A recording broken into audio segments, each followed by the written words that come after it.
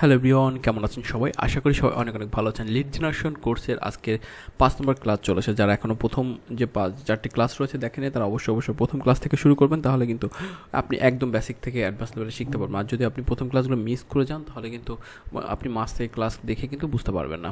তো আপনারা রিকোয়েস্ট করে প্রথম ক্লাসগুলো প্রথম থেকে একদম শুরু করার জন্য।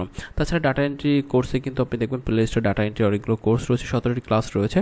সেখানে যে পরিপূর্ণ ক্লাসগুলো এখনও দেওয়া হয়নি, আরও কিছু ক্লাস বাকি রয়েছে, সেগুলো অবশ্যই দ্রুততার সাথে দিয়ে দিব। তাই আপনাদের করব প্রত্যেকটা কোর্স আপনি একদম প্রথম থেকে শেষ পর্যন্ত দেখবেন। চলুন তাহলে আজকের কোর্সটি শুরু করা যাক। আর আপনাদের কাছে রিকোয়েস্ট থাকবে, যারা এখনও চ্যানেলটি সাবস্ক্রাইব করেন অবশ্যই সাবস্ক্রাইব করবেন।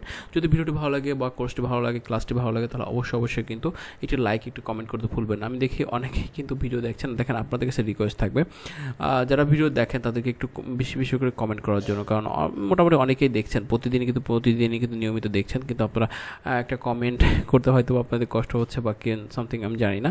আপনারা একটু কমেন্ট, একটা লাইক বাটন ক্লিক করুন, তাহলে ভিডিওটি কিন্তু একটু সবার কাছে পৌঁছে যাবে। চলুন শুরু করা যাক।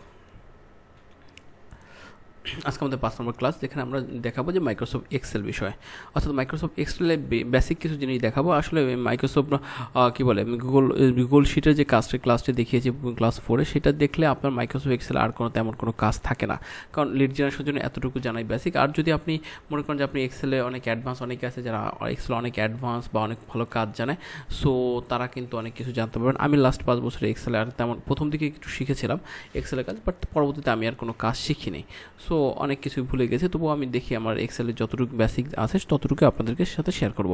প্রথম এক্সেলে যাওয়ার জন্য আমাদের কী করতে হবে, এখানে সার্চ বারে আসতে হবে। আপনাদের কম্পিউটার সার্চ বার, আমার স্ক্রিন রেকর্ডার এটা পর্যন্ত কভার করেনি।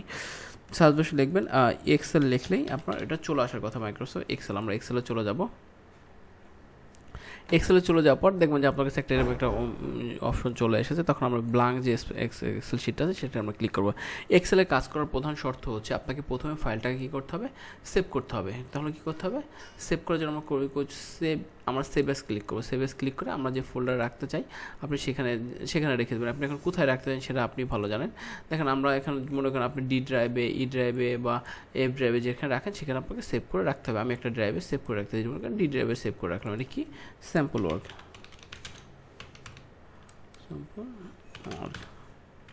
ওকে ফাইন, স্যাম্পল ওয়ার্কে আমরা সেভ করলাম। এখন আমার কী হলো, একটা এক্সেল শিটটা সেভ থাকলো। এখন গুগল শিটে কাজ করার সুবিধা হচ্ছে এখানে কোনো সেভ টেপ করার সমস্যা নাই, কিন্তু আমাদের যাদের বাসায় আইপিএস নাই বা কোনো ইলেকট্রিসিটির প্রবলেম, তো বাংলাদেশে কমন সমস্যা, সেক্ষেত্রে কিন্তু আমাদের বারবার কাজ শেষের মধ্যে সেভ করে রাখতে হবে। সেভ করে রাখতে হবে, যেমন একটু লিখছেন, আমার কী করতে হবে, এখানে যে আমার সেভ করতে হবে, অথবা আপনি চাইলে এখান থেকেও ক্লিক করে সেভ করতে পারেন। এটা একটা প্রবলেম।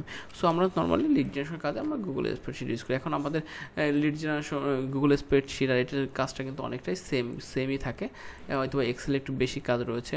গুগল স্প্রেডশিট যারা অনেক বেশি এক্সেল এক্সপার্ট বা অনেকগুলো কাজ করে তাদের জন্য এক্সেলটা সুবিধা, বাট আমার কাছে গুগল স্প্রেডশিটে বলে। যেমন এখানে হোমে কী কী রয়েছে, কাট, কপি, ফরম্যাট, তারপর বোল্ড করার জন্য বা কালার করার জন্য, সাইজ অপশন, ক্যালবেরি অপশনের জন্য, এই বাকি অপশনগুলো কিন্তু আমাদের গুগল স্প্রেডশিটে রয়েছে। এইগুলোর কাজ রয়েছে।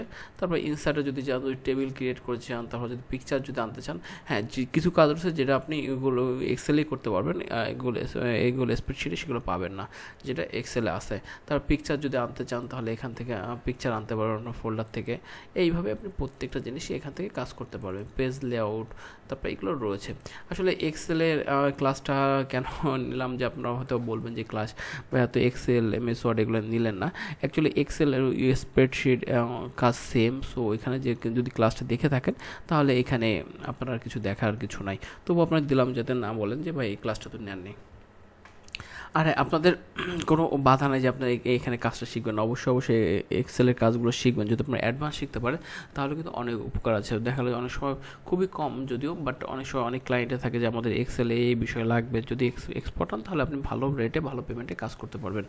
এই ছিল আজকের ভিডিও। আসলে এই ভিডিওটা জানি যারা দেখবেন এতটুকু বুঝতে পারবেন যে না বানালি নাই, এই জন্য বানানো হয়েছে। তাহলে ভালো থাকবেন সবাই, আর হ্যাঁ পরবর্তী ভিডিও দেখার আমন্ত্রণ রইল। ভালো থাকবেন।